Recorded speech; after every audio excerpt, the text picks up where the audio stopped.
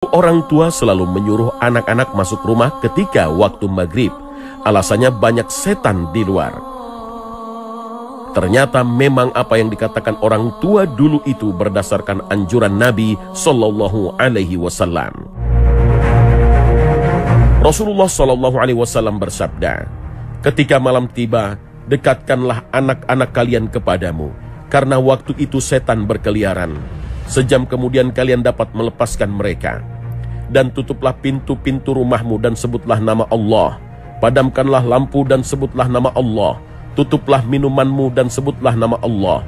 Tutuplah juga bejanamu dan sebutlah nama Allah, sekalipun hanya dengan meletakkan sesuatu di atasnya." Hadis riwayat Al-Bukhari. Dalam hadis lain Rasulullah SAW juga bersabda, "Janganlah kalian membiarkan anak-anak kalian saat matahari terbenam sampai menghilangnya kegelapan malam. Sebab setan berpencar jika matahari terbenam sampai menghilang kegelapan malam." Hadis riwayat Muslim.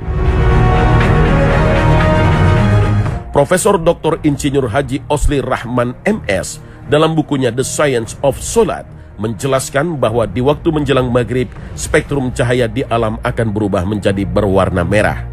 Cahaya sendiri merupakan gelombang elektromagnetis yang setiap spektrum warnanya memiliki frekuensi, energi, dan panjang gelombang yang berbeda. Maka jika sore berangsur menuju malam, akan terjadi perubahan spektrum warna alam yang memiliki kesamaan frekuensi dengan jin dan iblis, yaitu spektrum warna merah. Di waktu seperti inilah setan dan jin memiliki energi yang kuat karena memiliki resonansi yang sama dengan alam. Karena itu, jin bangkit dari persembunyiannya dan mulai bertebaran. Perubahan spektrum cahaya di waktu matahari tenggelam ini berpengaruh juga pada penglihatan yang terkadang menjadi kurang tajam, akibat adanya fata morgana yang disebabkan banyak interferensi antara gelombang-gelombang elektromagnetis. Lalu mengapa Rasulullah SAW memerintahkan menutup pintu rumah, tempat makan, dan tempat minum dengan menyebut nama Allah, serta memasukkan anak-anak ke dalam rumah saat malam tiba? Ketika Rasulullah SAW memerintahkan untuk menutup pintu rumah, menutup tempat makan dan minum dengan menyebut nama Allah, serta memasukkan anak-anak ke dalam rumah di waktu malam telah tiba, maka ini semua bukan tanpa alasan. Sebab di saat jin mulai gentayangan dengan jumlah yang luar biasa banyaknya, kemudian tidak lama setelah itu azan maghrib berkumandang, maka jin dan setan mulai panik, ketakutan, dan lari mencari perlindungan kemanapun mereka bisa untuk berlindung.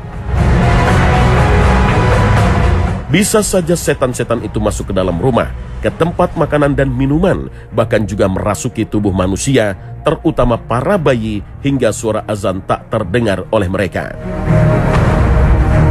Rasulullah SAW bersabda, "Apabila panggilan solat azan dikumandangkan, maka setan akan lari sambil kentut hingga ia tidak mendengar azan lagi." Hadis riwayat Al-Bukhari dan Muslim.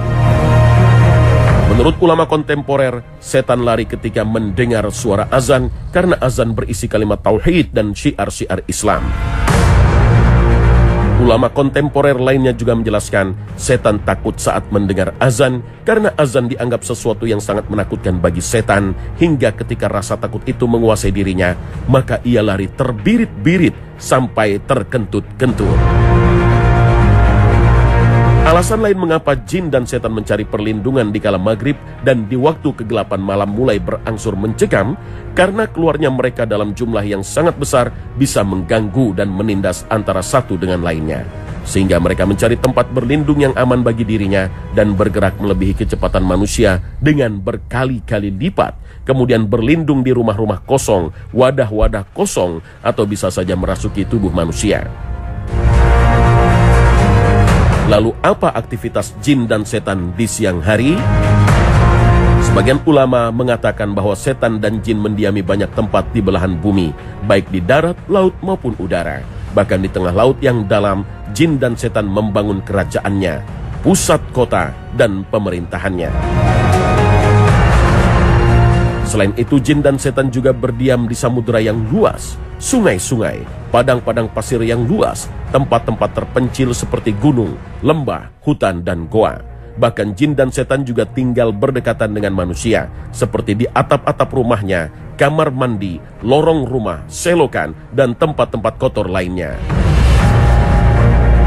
Karena itu, ketika siang telah tiba dan bumi diterangi oleh sinar matahari, maka jin dan setan bersembunyi di tempat-tempat gelap yang kotor dimanapun mereka sukai dan tidak bergentayangan seperti di malam hari.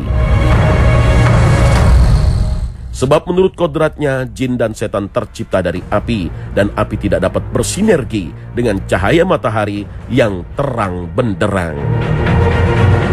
Demikian juga spektrum warna cahaya matahari tidak sama dengan spektrum warna setan, sehingga setan menjadi lemah di siang hari dan tidak mampu melakukan aktivitasnya seperti di malam hari yang gelap dan sunyi. Wallahu a'lam.